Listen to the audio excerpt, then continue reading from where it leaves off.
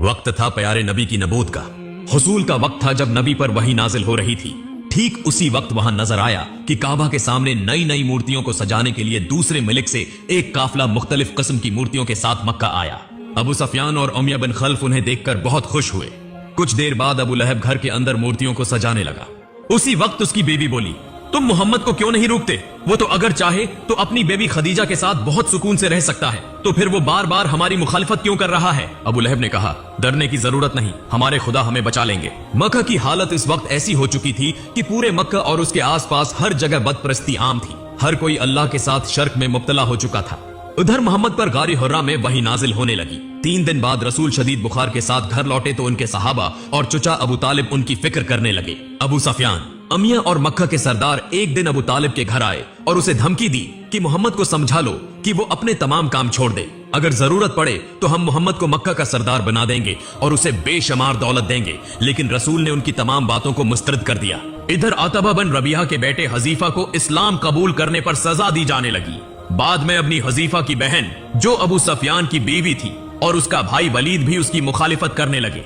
हजरत हदीफा उस वक्त घर से निकल कर चले गए। दूसरी तरफ मक्का के जालिम हुक्मरानों के खौफ से नबी के सहाबा छुप छुप कर रात भर इस्लाम कबूल करते रहे। एक दिन वो अल्लाह की इबादत करते करते सुबह कर देते, फिर जो जहां था अपने घरों में छपने के लिए चला जाता। नबी के एक सहाबी रात भर घर वापस न लौटे तो उनके वालिदैन परेशान हो गए। जब वो घर वापस आए तो उनके वालिदैन ने पूछा, तुम कहां थे? इसी वक्त घर में रखी हुई मूर्ति हाथ लगने से गिर गई और वहीं टूट गई। उनके वालिद बोले, तुमने यह क्या गजब कर दिया?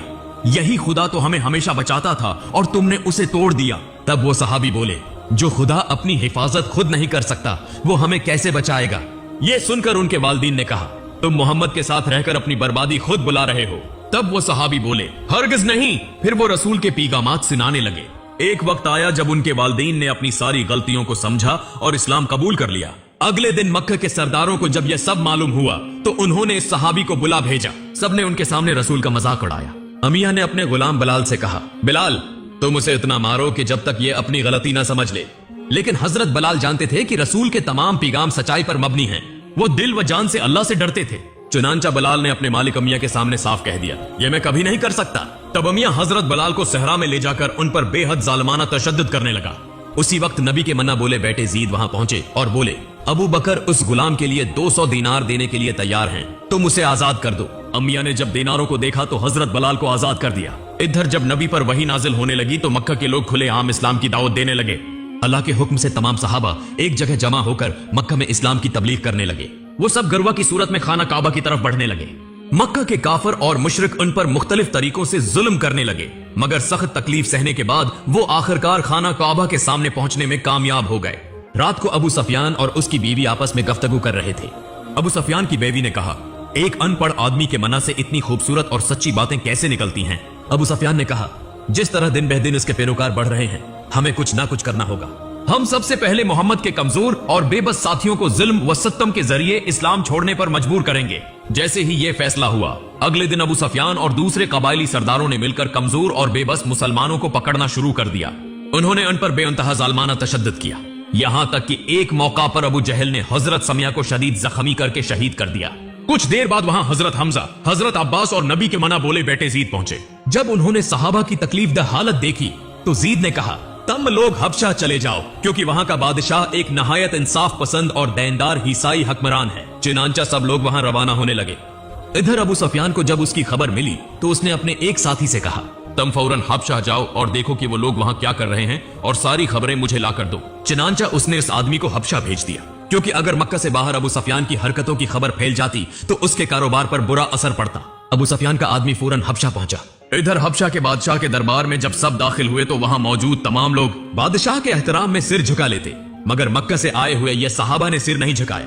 तब बादशाह ने उनसे पूछा, तुमने मेरा एहतराम में सिर क्यों नहीं झुकाया? सहाबा ने जवाब दिया, हम अल्लाह के सिवा किसी के आगे सिर नहीं झुकाते।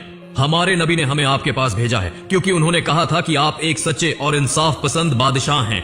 तब हजरत अब्बास ने नबी के कई पैगामात दरबार में पेश किए। बादशाह ये सुनकर हैरान हो गया, क्योंकि हजरत ईसी अलैहिस्सलाम ने भी यही बातें कही थी। बादशाह ने फौरन समझ लिया कि यह सच्चा नबी हो सकता है। तब इसने अबू सफियान के आदमी से कहा, अगर तुम मुझे पहाड़ जितना खजाना भी दो तब भी मैं उन लोगों को तुम्हारे हवाले नहीं करूंगा।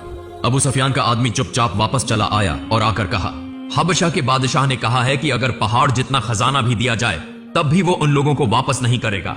अबू सुफियान जब ये सब सुनकर बहुत मायूस हो गया, तब उसने हुक्म दिया, मक्का से मोहम्मद के तमाम पैरोकारों को निकाल दो, इन पर सख्त जुल्म करो ताकि वो इस्लाम छोड़ने पर मजबूर हो जाएं। चुनांचा अगले दिन से मोहम्मद के तमाम साथियों को जबरदस्ती घसीट कर लाया गया और उन पर फिर से बेहद जालमाना तशद्दुद किया जाने लगा। अबू सुफियान ने ऐलान किया, मक्का में कोई भी उनकी मदद नहीं करेगा। अगर किसी ने उनकी मदद की तो उसे सख्त सजा दी जाएगी। कोई रास्ता न देखकर मोहम्मद अपने साथियों के साथ मक्के के खुले सहराई मैदान में चले गए। वहां उन्हें 3 साल गुजारने पड़े।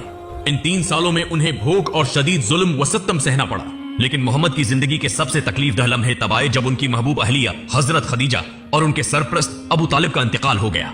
अबू तालिब ने मरते दम तक मक्का के कफार व मुशरकीन को अल्लाह के रसूल की दावत दी, लेकिन उन्होंने हमेशा की तरह अल्लाह और उसके रसूल की बातों को झटला दिया। चचा अबू तालिब के इंतकाल के बाद ऐसा लगा जैसे नबी की हिफाजत का साया हट गया हो। अब मक्का के कफार ने रसूल पर और ज्यादा जुल्म करना शुरू कर दिया। आखिरकार नबी अपने मन्ना बोले बेटे जीद को लेकर ताइफ चले गए, लेकिन वहां जाकर उन्हें एक मुख्तलिफ सूरत हाल का सामना करना पड़ा। ताइफ के लोगों ने मोहम्मद को कबूल नहीं किया, बल्कि उन्होंने अपने बच्चों को